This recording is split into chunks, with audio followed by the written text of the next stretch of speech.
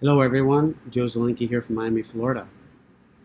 Currently, I'm a speech language pathologist at a skilled nursing home with a small community hospital attached for minor needs when the patients become ill.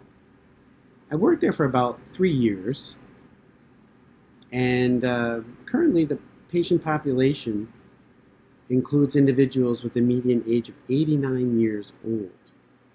Although my prior experience in a large hospital system with over 700 beds serving all medical diagnoses included some of these individuals, the majority was not those with such an advanced age.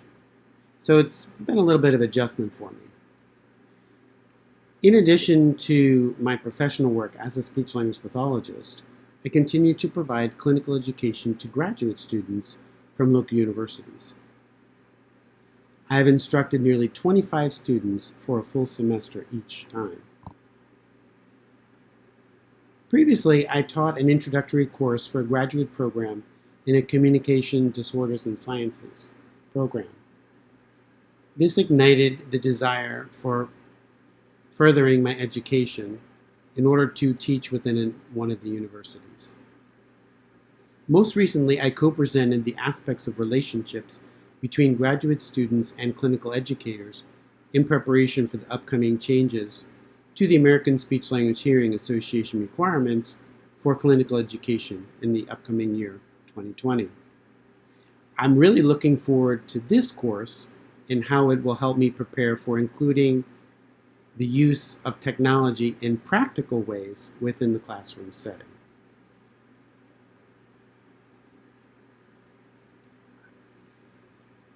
In a previous course last semester, I identified the early work of John Dewey, who is often referred to as one of the greatest American philosophers of the 21st century, as similar to my beliefs and approaches. As a progressive educator, I believe that professors should serve as a guide and a facilitator to students.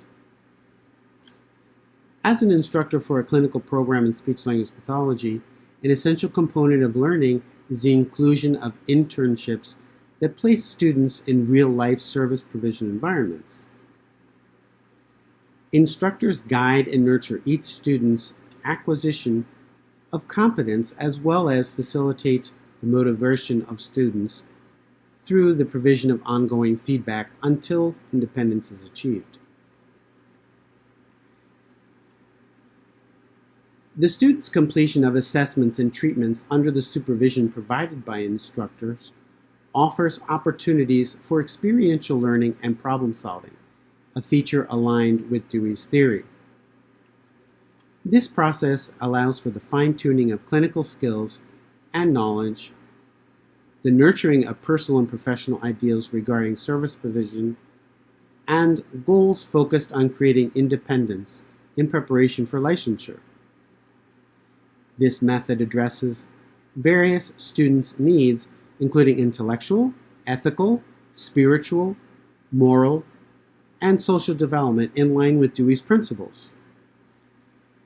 I believe the inclusion of technology in this process may create opportunities for asynchronous interactions by using texting, digital recording, e-documents, computer-based interventions, and easier methods of measuring student performance within the classroom. That's only the tip of the iceberg from my perspective. That's why I'm hopeful that this class will help develop my skills and use of technology in a practical and useful way to increase outcomes of students. Previously, while I was teaching one of the undergraduate classes, I attempted to incorporate iClickers in the classroom, having gone to the Center for Achievement in Teaching and identifying that they were available to us as educators. Unfortunately, it was not practical for the university to assist me as an adjunct professor within that process. Although my skills with technology are emerging, I'm really looking forward to developing and gaining more insight in how this can be incorporated within the classroom. The definition provided by Spector of educational technology identifies disciplined application of knowledge for purpose of improving learning, instruction, and/or performance. And I really like that concept because it opens the doors to any possible way that may facilitate learning. I noticed this about, I don't know, within the past 5 to 10 years, students were beginning to use their cell phones on the floors. At first, I was looking over their shoulders to see, okay, are they on Facebook or, what's the deal? And it was a little frustrating, but then I realized no.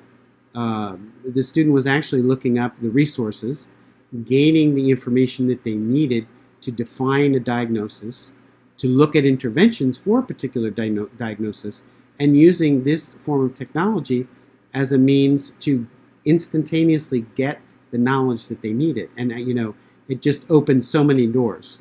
Of course, it can get out of hand with the whole personal use issue, which I definitely keep an eye on it, but have allowed resource and, also allowed the students to use computers while on the floors, as long as they're not trying to use and download any information regarding patient care.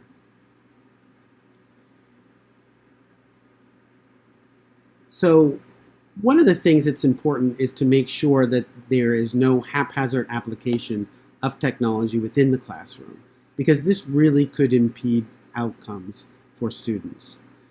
If someone attempts to use technology who is unprepared or unfamiliar with it, it definitely could impede upon the student's level of motivation, interest, and development within the course. So it's definitely important to work out all the kinks first prior to trying to implement any technology within the classroom. I believe that one of the greatest benefits for students within the healthcare profession right now is how the inclusion of collaboration within the same discipline, other disciplines, cross-disciplinary, with other universities, to kind of form these alliances and to seek out highest patient outcomes and highest student learning. I love the concept. Recently, we had a professor visiting as an adjunct, and they have an educational arena of which students, new professors, and more seasoned professors within a group, and yes, I'm going to be able to say that word. They can asynchronously or synchronously participate within this group, and they don't have to be at the same location. So technology has played a big role in allowing them to collaborate, to complete research, and take things to the next level. Whereas previously, it was required that each of the individuals go to the university and at the same time, and it just became kind of impossible and unrealistic with all of the changes that have gone on. So with all that said, I'm looking forward to hearing from all of you and moving forward in this process of learning how to effectively apply technology within the classroom setting.